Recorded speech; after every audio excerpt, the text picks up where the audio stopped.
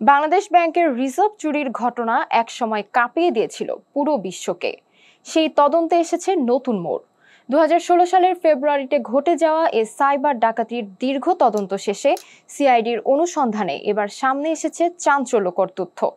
সূত্র বলছে, এই ঘটনায় শুধু বাংলাদেশ নয়, আরও অন্তত 4 দেশের নাগরিকের সংশ্লিষ্টতার প্রমাণ মিলেছে। তাদের মধ্যে রয়েছে শ্রীলঙ্কা, ফিলিপাইন, চীন ও যুক্তরাষ্ট্রের নাগরিক। তদন্ত সংশ্লিষ্ট কর্মকর্তারা জানিয়েছেন, অত্যাধুনিক ম্যালওয়্যার ব্যবহার করে আন্তর্জাতিক হ্যাকার চক্র এই ডাকাতি সংঘটিত করে। আর বাংলাদেশ ব্যাংকের আইটি বিভাগ সহ শীর্ষ পর্যায়ের কয়েকজন কর্মকর্তার গুরুতর গাফিলতির কথাও উঠে এসেছে তদন্তে।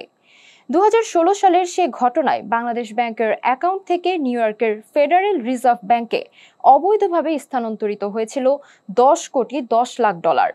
তদন্ত কর্মকর্তাদের চার্জশিট দাখিলের মাধ্যমে বিশ্বের অন্যতম আলোচিত এই সাইবার ডাকাতির রহস্য পুরোপুরি উন্মোচিত হবে। আর একই সঙ্গে বাংলাদেশের আর্থিক খাতের জন্য তৈরি হবে এক গুরুত্বপূর্ণ দৃষ্টান্ত।